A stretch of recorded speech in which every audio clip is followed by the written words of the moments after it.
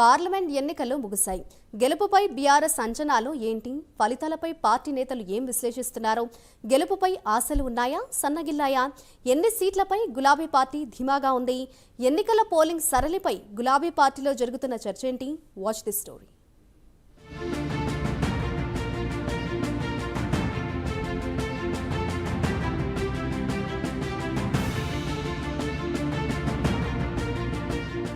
లోక్సభ ఎన్నికలు ముగిశాయి. ప్రధాన పార్టీలన్నీ ఫలితాల విశ్లేషణలో తలమునకలై ఉన్నాయి. బీఆర్ఎస్ సైతం ఎన్నికల ఓటింగ్ సరళి, పోలైన ఓట్ల లెక్కలు విశ్లేషించుకుంటూ ఓటరి నాడి తెలుసుకునే ప్రయత్నం చేస్తోంది. గత పార్లమెంటు ఎన్నికల్లో 9 స్థానాలకే పరిమితమైన బీఆర్ఎస్ గత ఏడాది నవంబర్లో జరిగిన అసెంబ్లీ ఎన్నికల్లో పరాజయం పాలైంది. అధికారానికి దూరమైంది. అసెంబ్లీ ఎన్నికల ఫలితాలను గుణపాఠంగా తీసుకొని కనీసం లోక్సభ ఎన్నికల్లో అయినా మెరుగైన ఫలితాలు సాధించేందుకు విశ్వ ప్రయత్నాలు చేసింది బీఆర్ఎస్.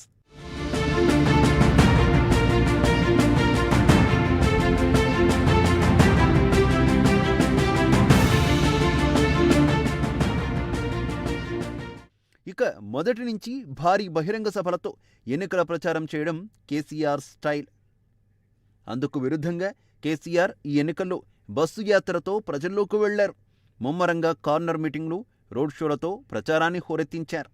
ఒక దశలో అధికార పార్టీ కంటే భారీ స్థాయిలో కేసీఆర్ మీటింగ్లకు జనాలు హాజరయ్యారు.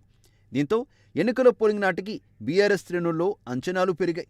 ఇక ఎన్నికలకు ముందు రోజు కేసీఆర్ ప్రెస్ మీట్ పెట్టి 14 సీట్లు గెలవబోతున్నామంటూ మాట్లాడడంతో పార్టీ నేతల్లో ఆశలు చిగురించాయి. అంచనాలు రెట్టింపయ్యాయి.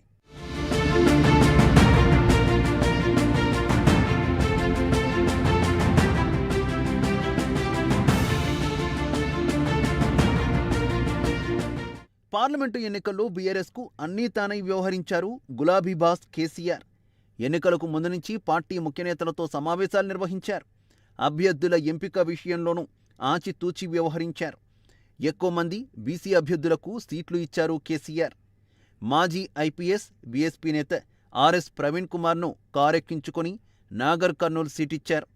ఇక ఉద్యమకారుడు, సికింద్రాబాద్ ఎమ్మెల్యేగా ఉన్న పద్మారావును అనూహ్యంగా పార్లమెంటు ఎన్నికల్లో పోటీ చేయించారు.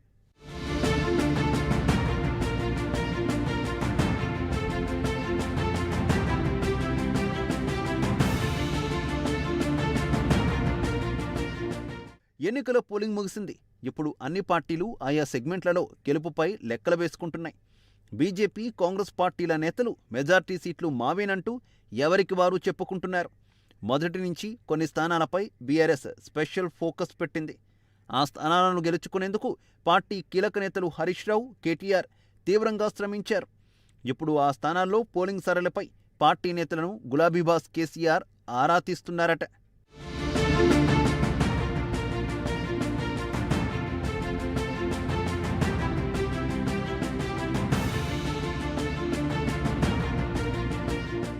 ఎన్నికలకు ముందు వరకు బీఆర్ఎస్ పార్టీలో ఉన్న ఉత్సాహం ఎన్నికల తర్వాత కనిపించడం లేదు. గ్రౌండ్లో ఫీడ్బ్యాక్ అంతా నెగటివ్గా వస్తోంది. నిజానికి బీఆర్ఎస్ పార్టీకి రైతులు బలమైన ఓటు బ్యాంకుగా ఉండేవారు. కానీ 2023 అసెంబ్లీ ఎన్నికల్లో రైతులంతా కాంగ్రెస్కు జైకొట్టారు.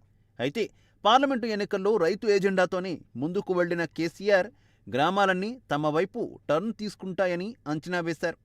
కానీ సీఎం రేవంత్ రెడ్డి రైతు బంధు వేయడంతో పాటు ఆగస్టు 15 వరకు రుణమాఫీ ఇస్తానని హామీ ఇవ్వడంతో మరోమారు రైతులంతా హస్తం వైపు మొగ్గు చూపినట్టు టాక్ నడుస్తోంది.